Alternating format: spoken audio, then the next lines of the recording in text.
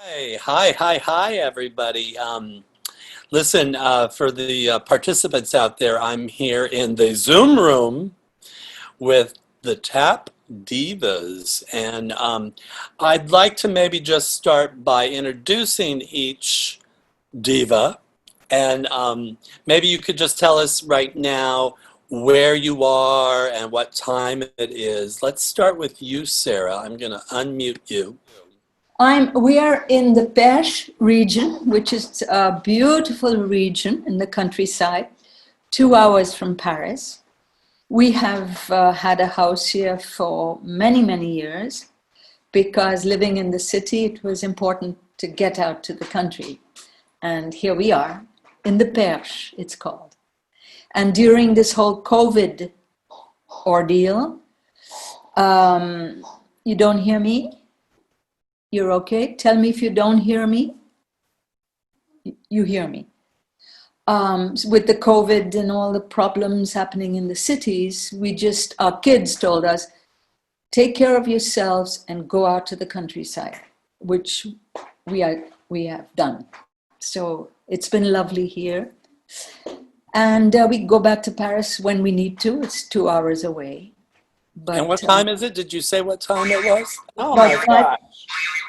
5:45. The last time 5:45 in the evening. Yeah. Okay, thank you, Sarah. How about you, Lynn? Hi, I'm in Santa Monica, and it's 8:45 in the morning. I feel like I should be going to the airport to go on the road, but no. Oh gosh, we're in a Zoom room. Yeah.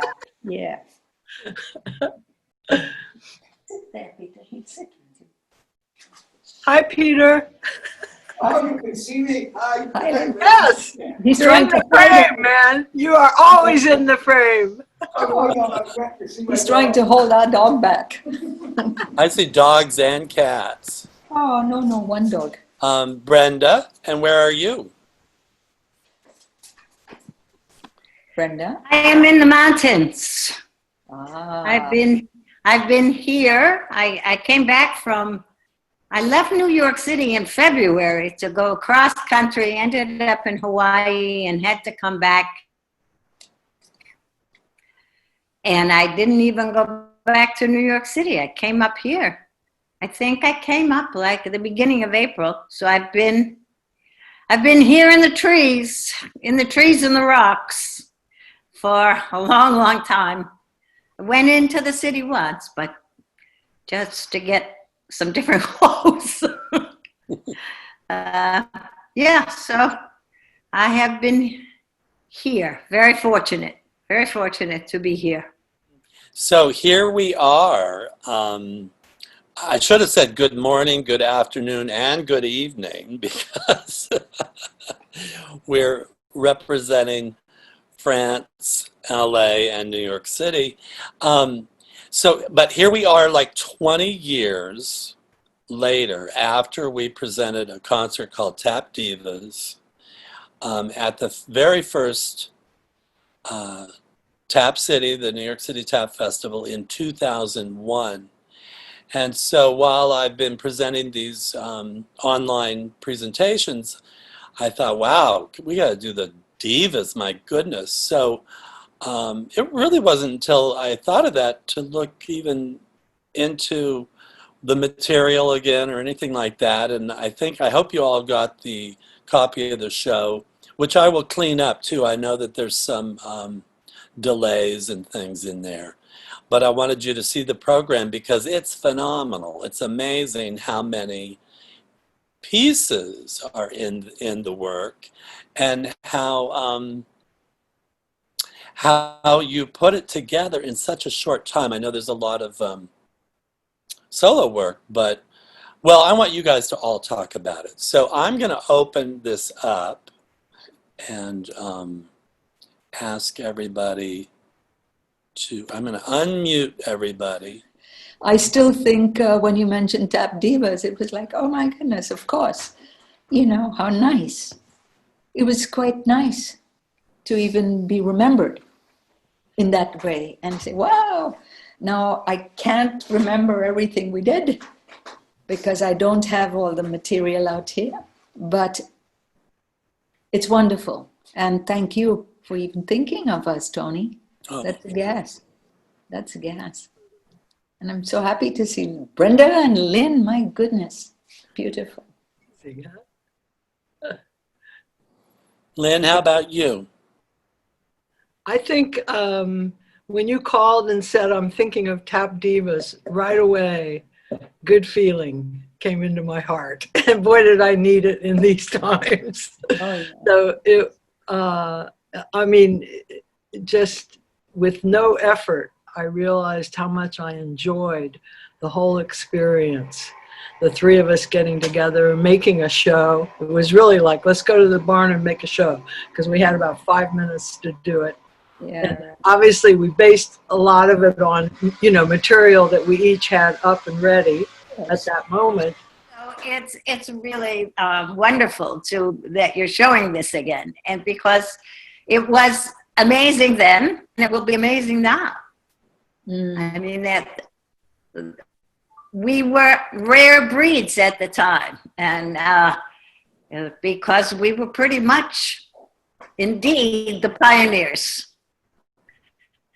So it's good to present that again as how it was and the truth of it. And I love, as people will see, the metaphor and the analogy of pilots of aircraft. we really were. We pulled the ship along. Oh, yeah. So the Divas concert was pretty wonderful. Pretty wonderful. Mm. Okay. Let's go back to Sarah. Yes, Tony. I think that we had this conversation last week without you a little bit, but I thought it was kind of interesting that, does anyone remember how that even, I mean, I know that each of you, Lynn and Sarah, joined Brenda at Woodpeckers and did some performances we called Tap Divas at the time. Up in the country, too. Oh, before, I see. Before Tap City, Yeah.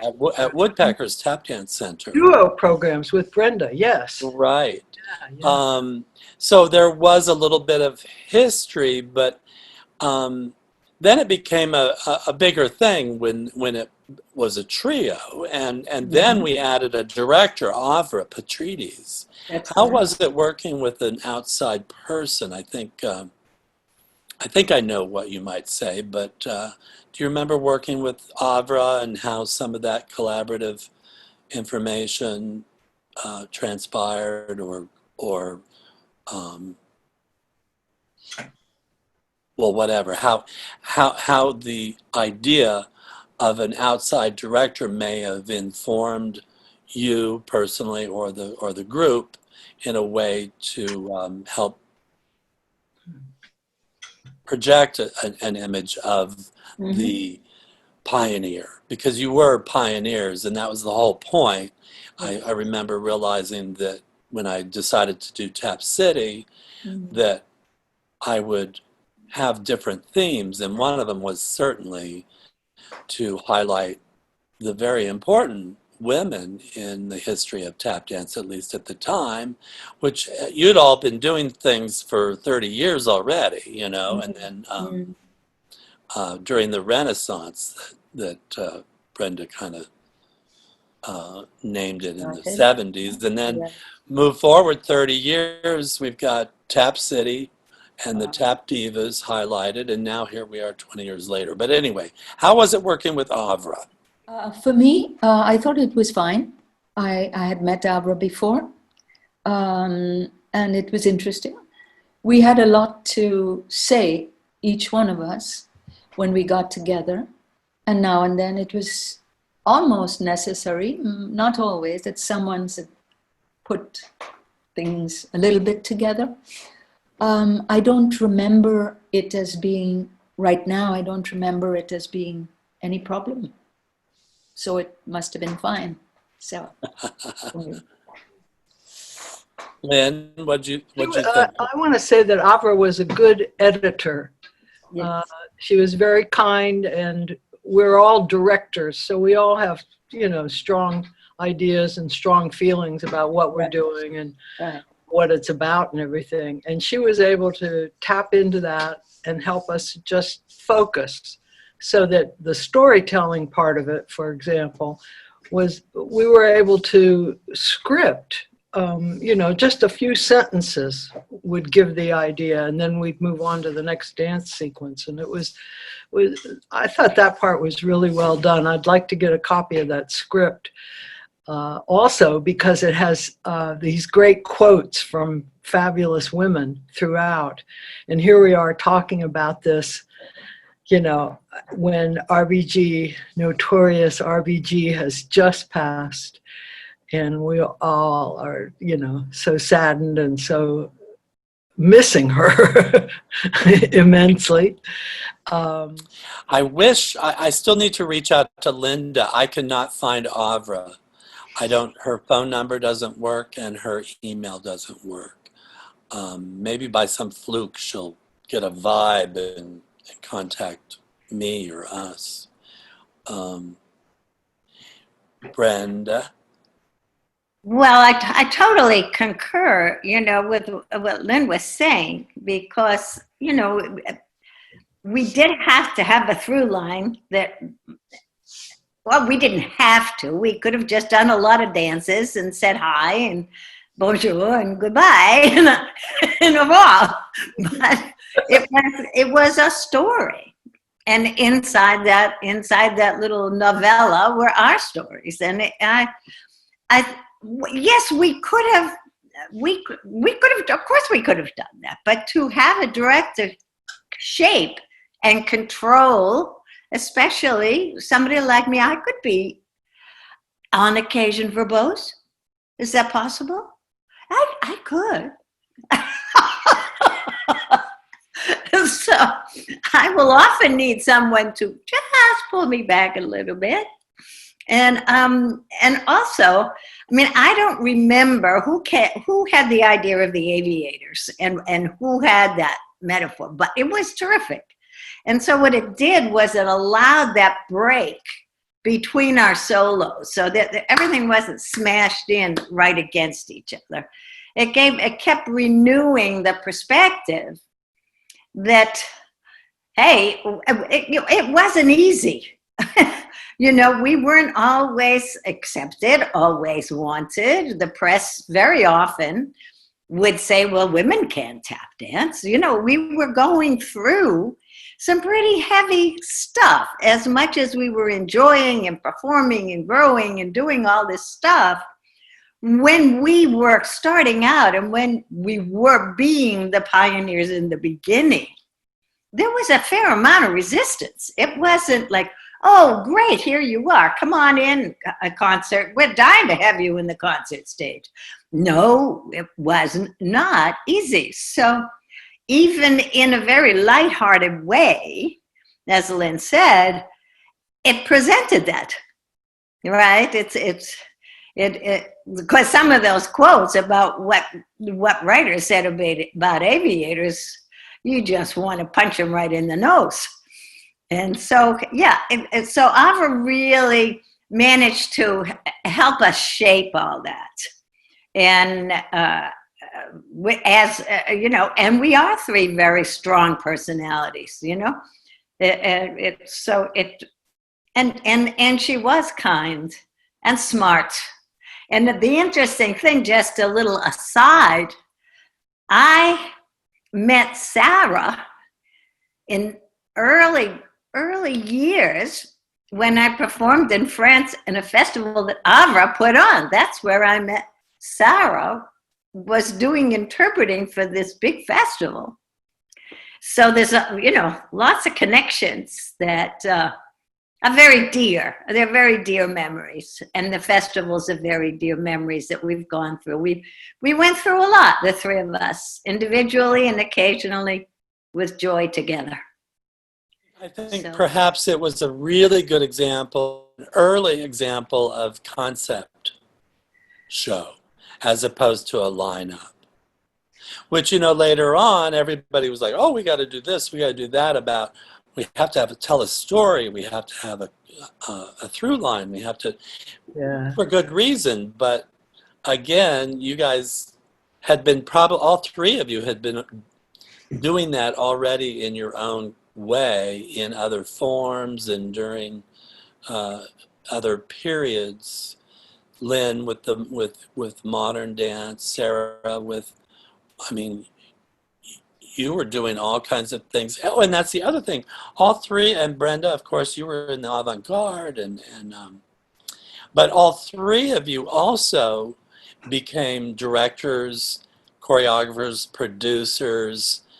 So the natural growth out of your, or during your career, was to be conscious of that concert stage, not just to push people out and listen to them or see them dance for 3 minutes and then the next person and the next person, but to actually learn something about that person or tell a story or have that person represent something else that was important, whether it was for fun or political or dramatic or whatever.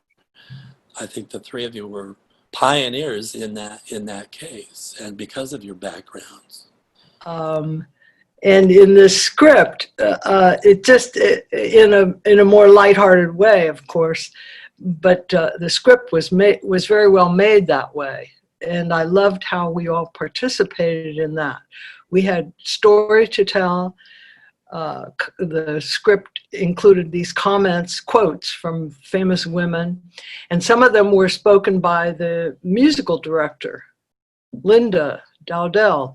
And so it was rich and moving that way in terms of how the whole cast participated in bringing the story forward. And the stories were all different. We're all so different from each other, you know. It's good.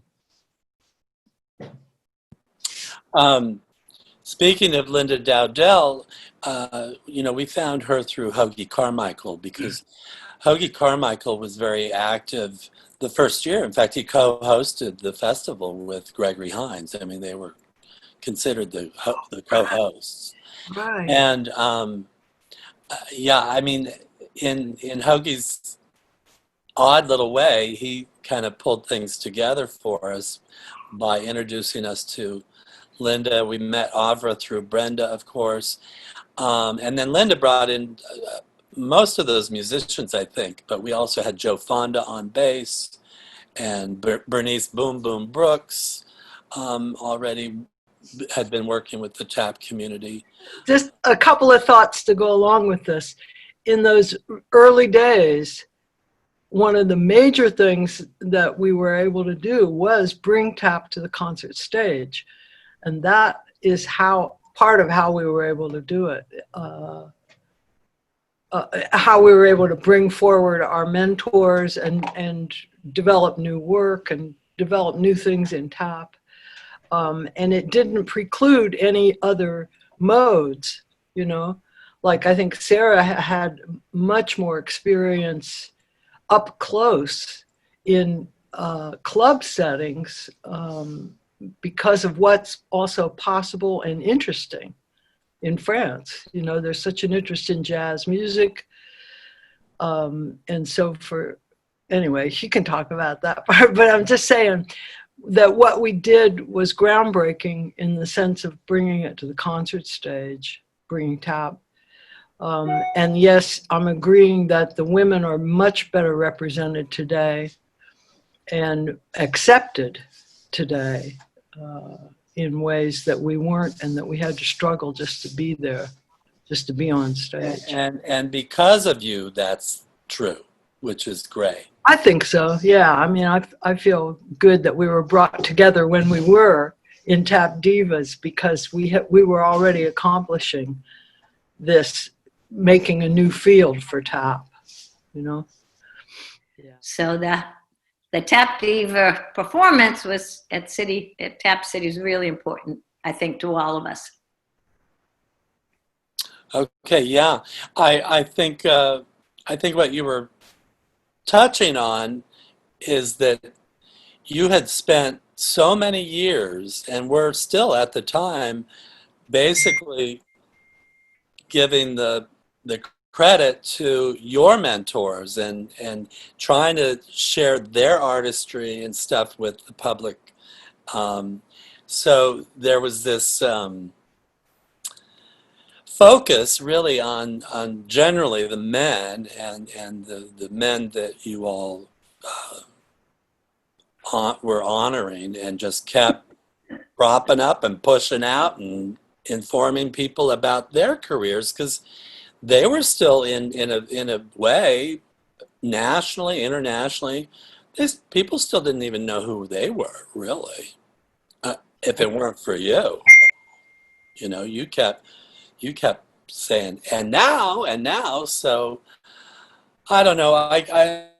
I am proud of the fact that I started pushing the three of you out in a way, because I knew, being in the field and being working with Brenda, of course, for years, with the orchestra, I knew the difference. But I mean, even today, you probably can say that people still don't really know that much. I mean, they don't. We still got the same issues, and one of them is maybe not so much the female participation or contribution, but specifically what you did when you did it. People don't have any idea. They're going to be amazed at this concert, I think. I think they're going to be amazed, because you guys were in the, I don't want to say prime, but you were in the prime for years around this time that we presented you. So you were all really dancing well and comfortable on stage, and I think you felt proud of being able to be where you were with each other, especially. Does that make sense? I think so. Absolutely. Yeah. Excellent. Well done, Tony.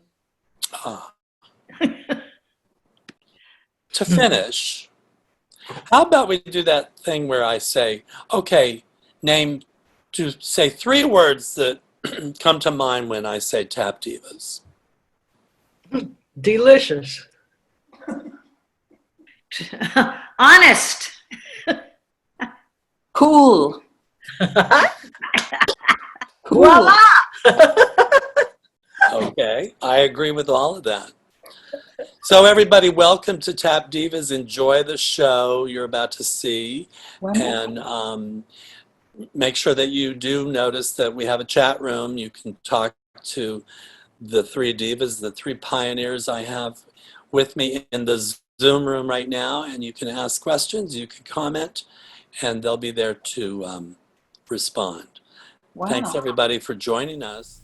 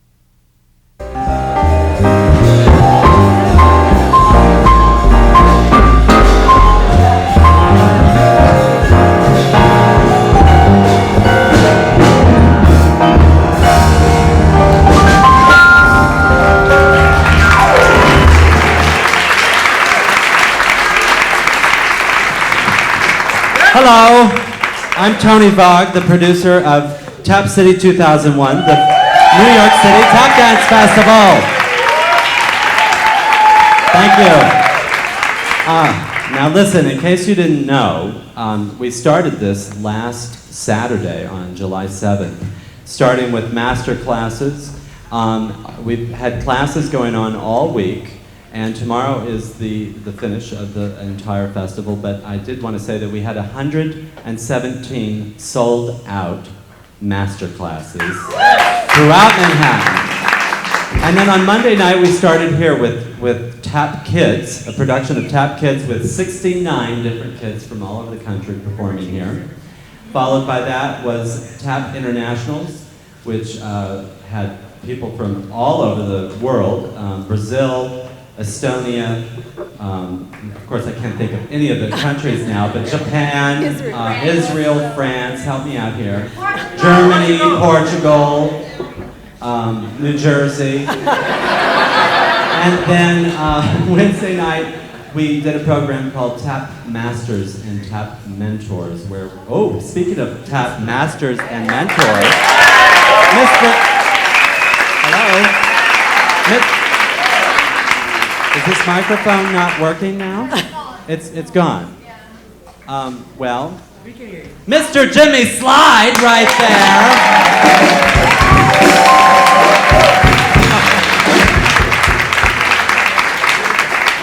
Okay, well, he was one of our masters. Is this on now? Yes, okay. We attributed Jimmy for his contribution to the art form, along with 7 or 8 other master tappers.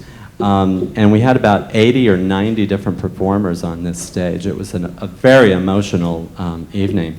Thursday night was the Tap City Gala, where I was very proud to be able to give the first Hoofer Award to Mr. Gregory Hines. And then last night was Tap All-Stars, and where we featured our beautiful teaching staff. But tonight I'm very proud to present 3 remarkable women, 3 pioneers of the field, Brenda Bufalino, Sarah Petronio, and Lynn Dally. Yeah. Wait till you see this. It's an original production, actually. It's on its way to Broadway, I think. I need to read this because it's important. From the 20s to the 50s, tap dance was going strong. But with the passing of vaudeville, the big band era, and the Hollywood musicals, tap dance almost came to an end. And it might have been left at that had it not been for the efforts of a handful of people, including these 3 women. Brenda Bufalino, who is based here in New York City, founded the American Tap Dance Orchestra, which I know something about. And Lynn Dally founded the Jazz Tap Ensemble in LA. And Sarah Petronio founded the Rhythm Tap Department at the American Center in Paris. They all began presenting tap in concert form, choreographing pieces that were set to original music, and they brought back many of the now legendary tap masters who were as good as forgotten.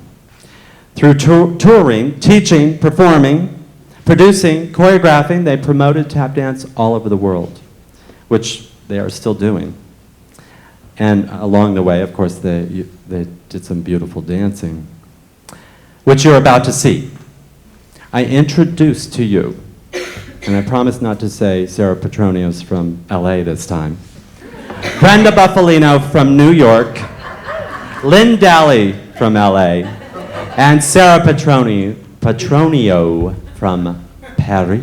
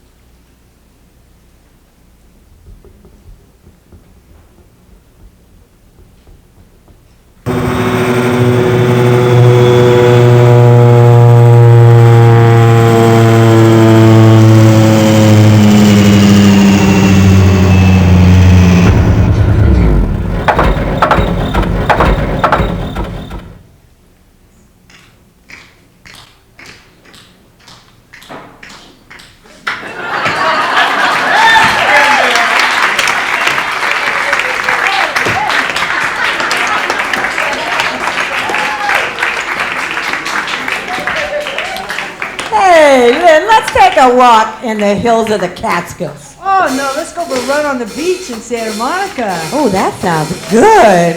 Let's take a stroll on Saint-Germain-des-Prés. Oh, that sounds okay. That sounds okay. But bring along your shoes and a chart for the blues. A sentimental ballad. Tune you choose. Just bring along some swing. Almost any tune could swing. A bossa nova or a rumba. You know, I love to bebop. We can bebop. We can rebop. Shooby-dooby-dee-bop. Shibbity-doobity-bop. Shibbity-doobity-bop. Shibbity-doobity-bop.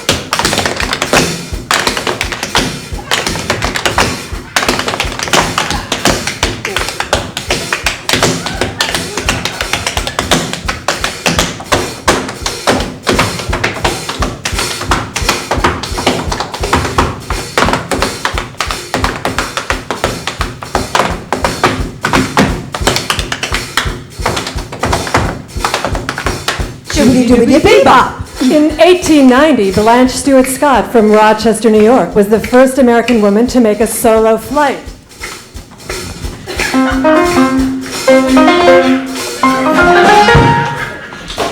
Straighten up and fly right. Straighten up and fly right. Straighten up and fly right. Cool down, baby, don't you go to the top. Ain't no use of diving. Ain't no use in jiving. Straighten up and fly right. Cool down, mama, don't you go to the top.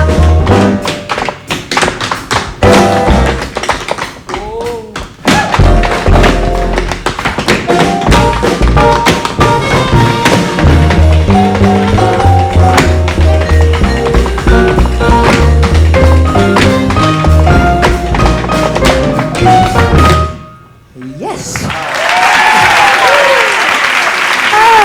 Hey, Lynn. How was your trip? Great. How about you, Sarah? Did you experience any turbulence? The usual, but it was a blast.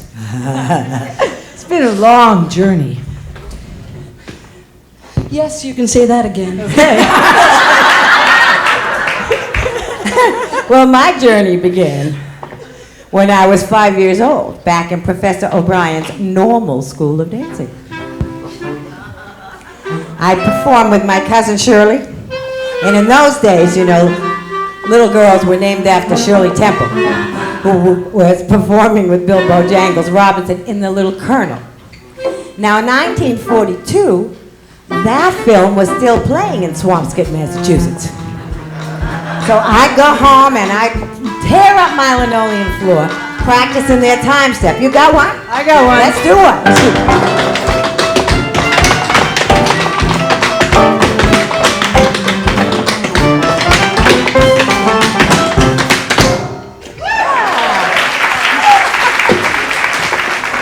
When I was 9 years old, we drove all the way to Chicago to see Peg Leg Bates. Fantastic. My dad took us. He was my first tap teacher. I think my favorite part of tap class with him was when we'd close our eyes and listen for the rhythm and try to give it back.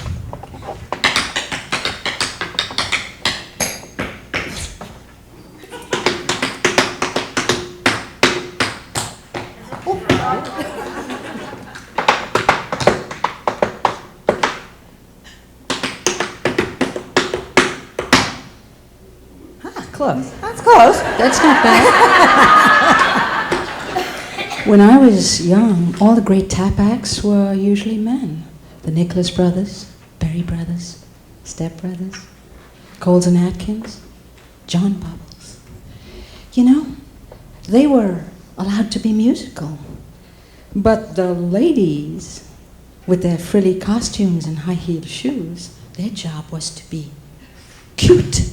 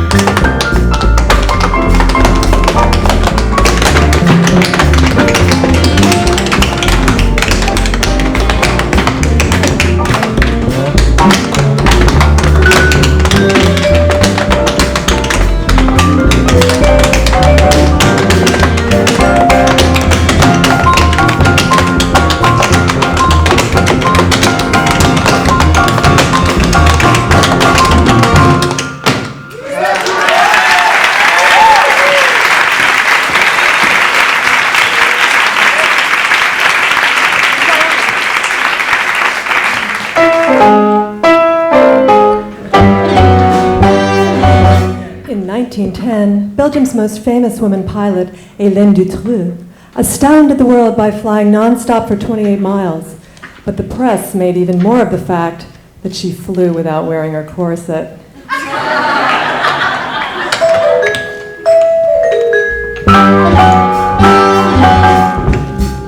In 1955, I'm only 17, on my way to New York City.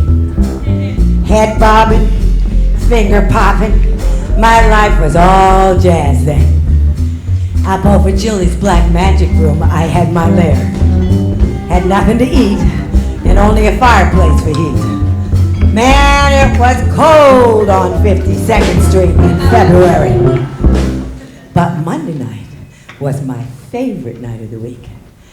Time to jam with Honey Coles and the Copacetics at Dancecraft. There I could do some of the things that Honey was showing me and interject a few of my own. Dancing with some of the greatest dancers I ever heard.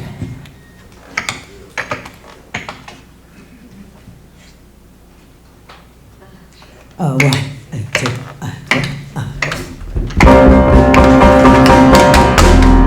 There's a man that I watched do his thing. He was the dancing man.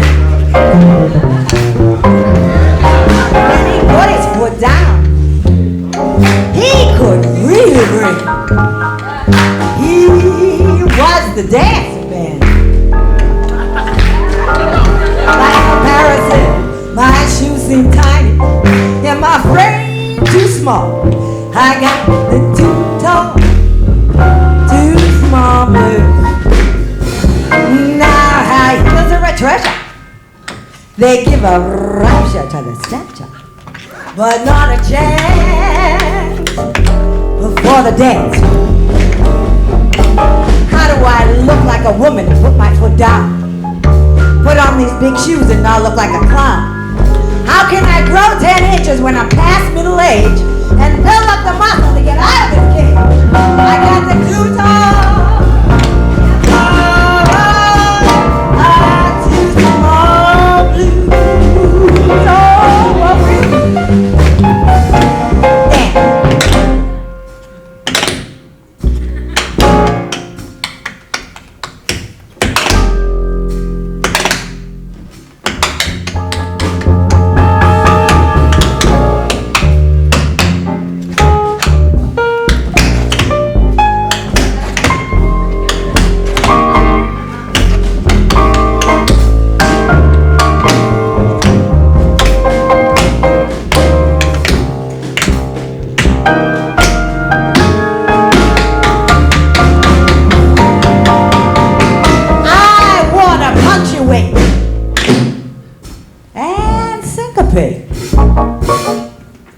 I want to hit all the licks and make home plate.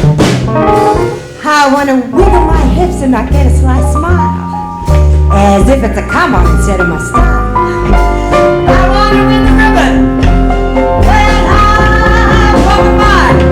Not too tall, too small,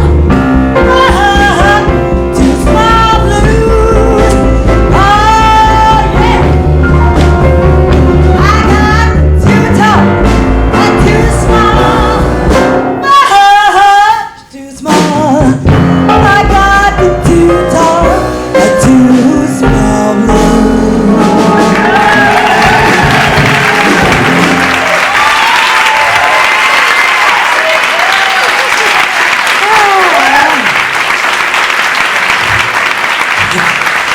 Oh yeah.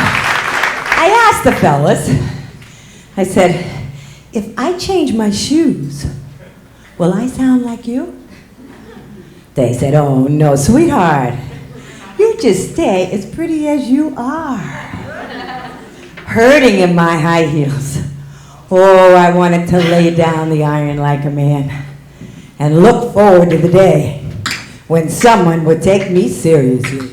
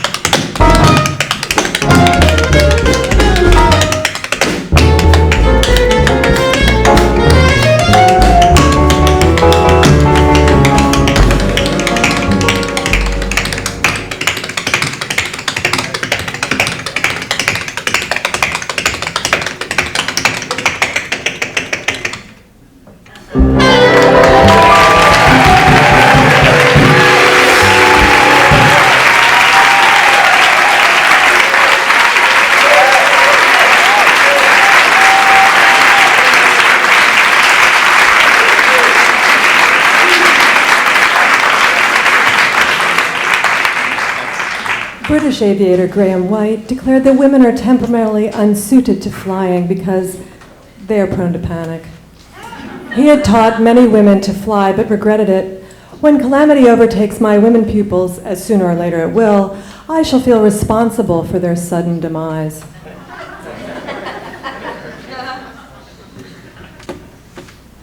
When I grew up in Bombay, it was all about the movies. Singing in the Rain, Rita Hayworth, Fred Astaire and Ginger Rogers. It was all about the music. Dave Brubeck, Ravi Shankar, Carlos Jobim, Ahmad Jamal. It was all about the dancing. Cha-cha-cha in Calcutta, twisting with Chubby Checker, and swinging with the Nat King Cole Trio. I went from Bombay to Brooklyn to a little studio off Broadway where I studied with Henry Latine for a minute. But it was in Paris where I met Jimmy Slide. He was dancing with drummer Michael Silva. They were called Taps and Traps. I was tapped and trapped and mapped and sapped.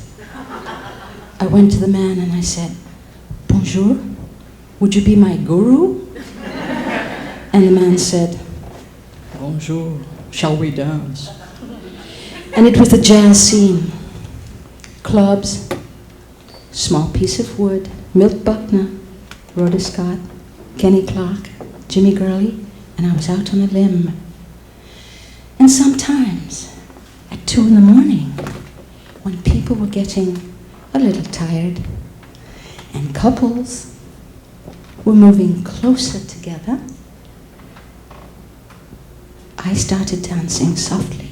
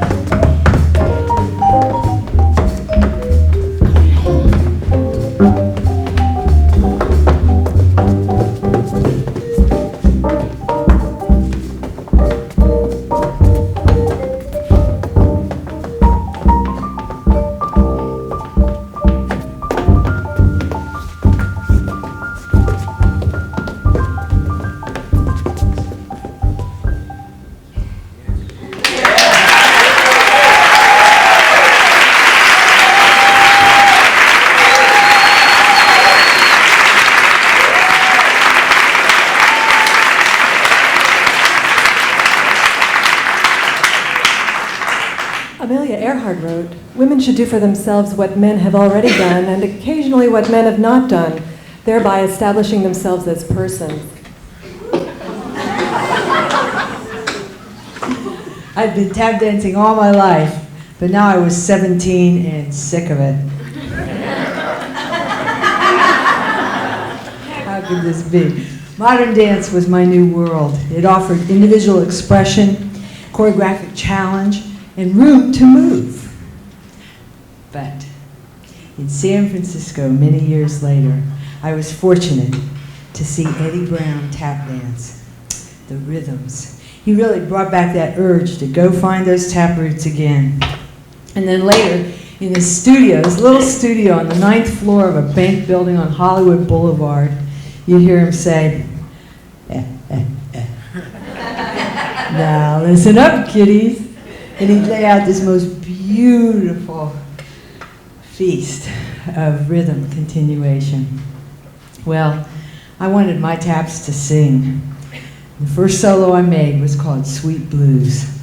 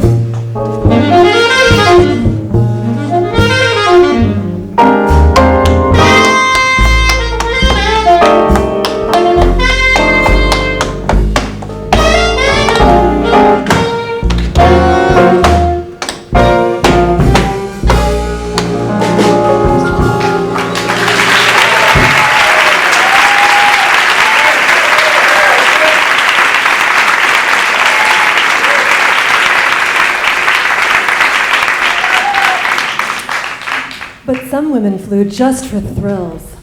Flying, said the German racing pilot Theo Rasch, was more thrilling than loving a man and far less dangerous.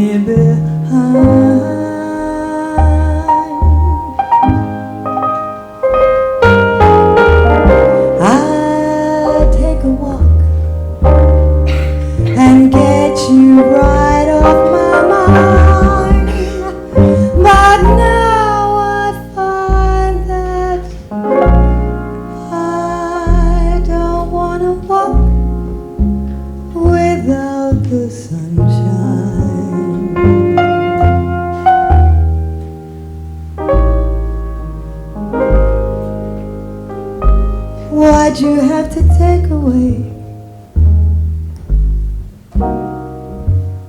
all of that beautiful sunshine? Oh baby, please come back, or you break my heart for me. Oh, I don't wanna walk without you, no sir.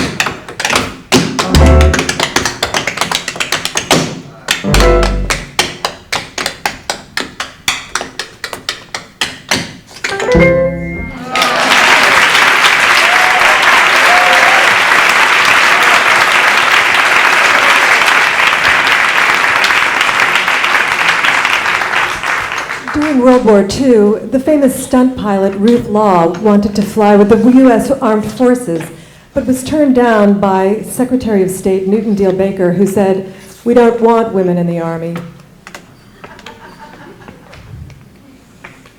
I was there when Tap died, and Honey Coles closed his studio on 52nd Street.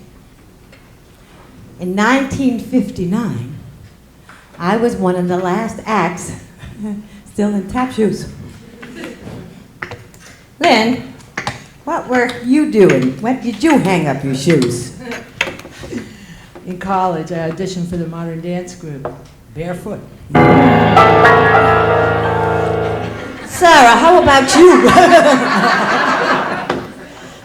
I founded a cultural center in Paris, and I devoted myself to teaching the art. Oh, that's very impressive. Well, I performed Calypso until Calypso died. Then I performed in the avant-garde. Till the avant-garde died. You're a menace. It's all my fault. But by the 1970s, it was back to 6 bars, and a 2-bar break. Yes, thank you. And I created my first company, Singing, Swinging, and Winging, with the intention of breaking choreographic boundaries and making unusual arrangements to unusual music, like Aran Way.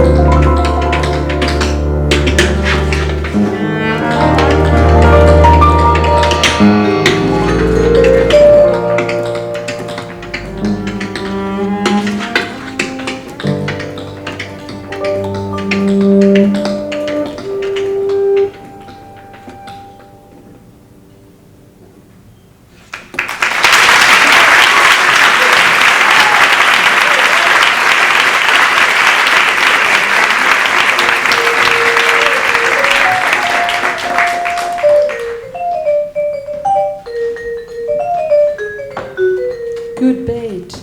The rhythm is pulling and twisting, beckoning me to come out. Yeah, beautiful jazz calling out to me. It's time to put jazz in motion.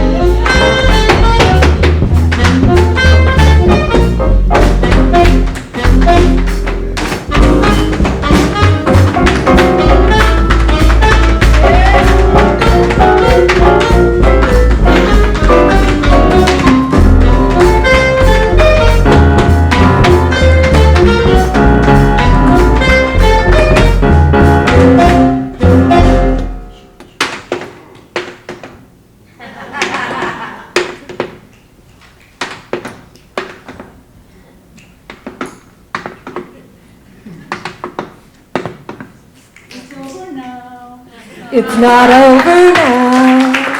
No, it's not over now.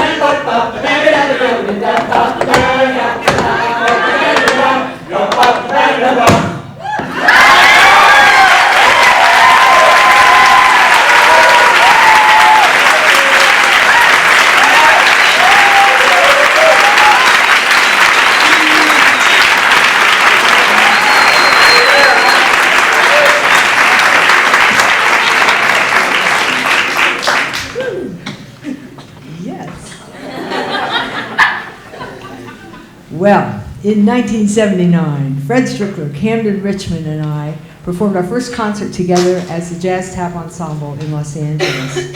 We worked very closely with our musicians. They were our collaborators. We really wanted to make a difference. We wanted to tap dance, and we had to invent a way to do it. That's it.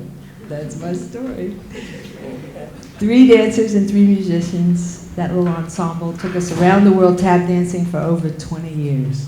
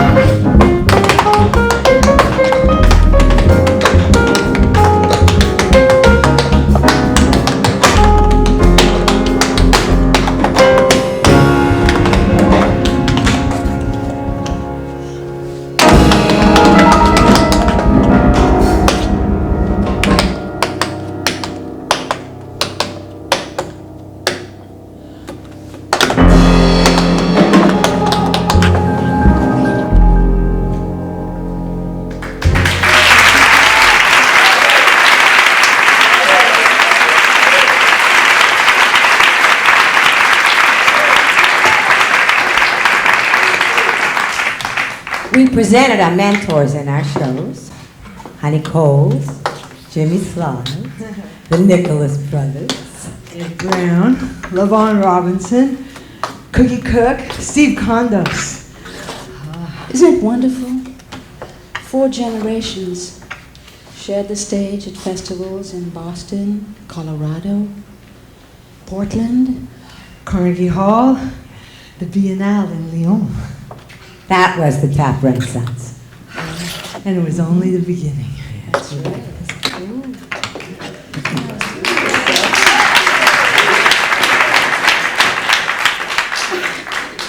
Standing in the wings in those festivals, we felt both exhilaration and terror as we watched the great act we were about to follow.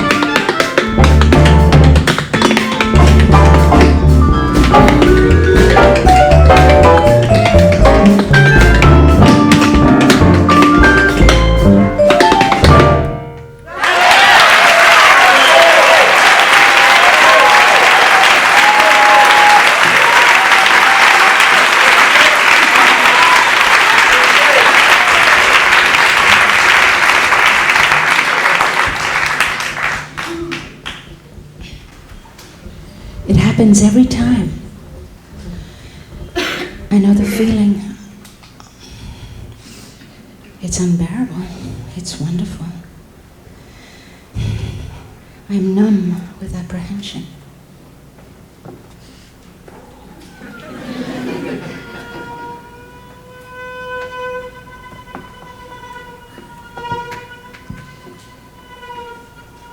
Stage fright. Butterflies in my stomach. My insides seem to sink, sending streams of unsureness down my legs like a sciatic nerve. Nerve taps.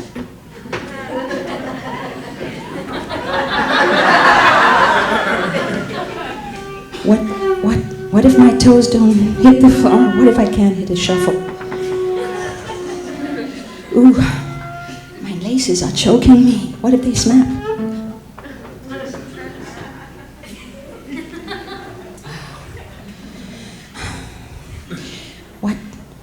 What if my shoe flies off my foot?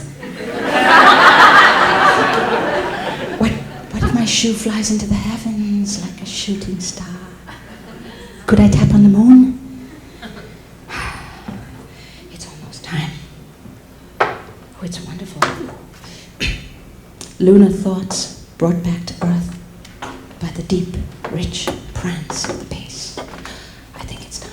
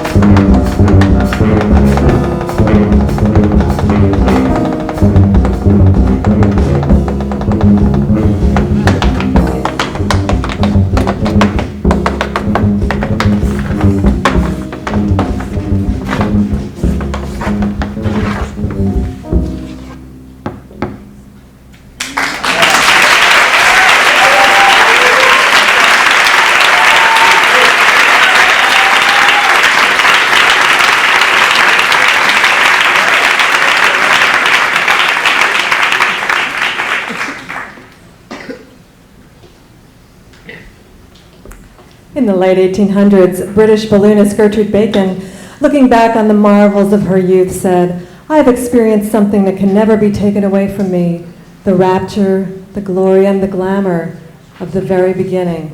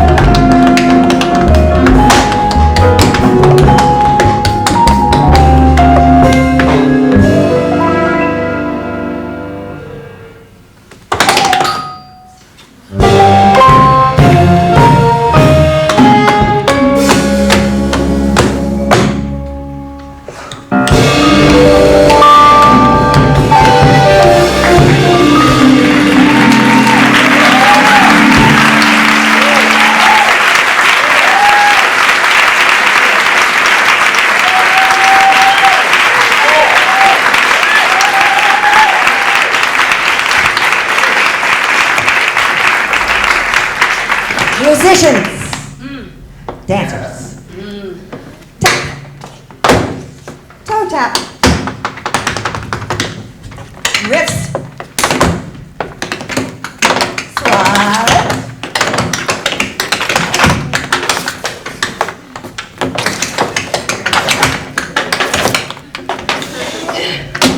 rolls.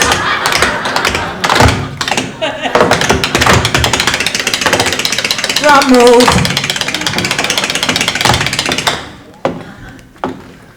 Sound becoming movement.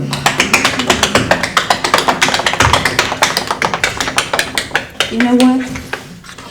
Harmony to be shared by everyone.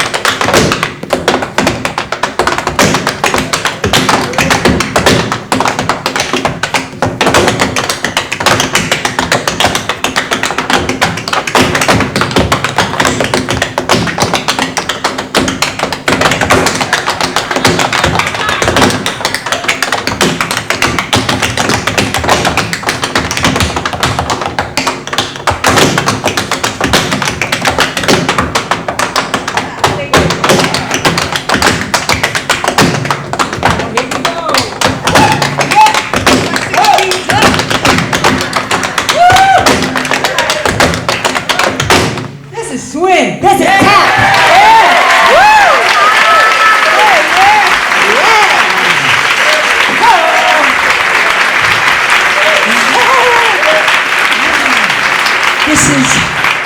This is why we breathe. This is why we breathe. Nothing else matters now. Let's take it home. Let's fly home. 1, 2, 1, 2, 3, 4.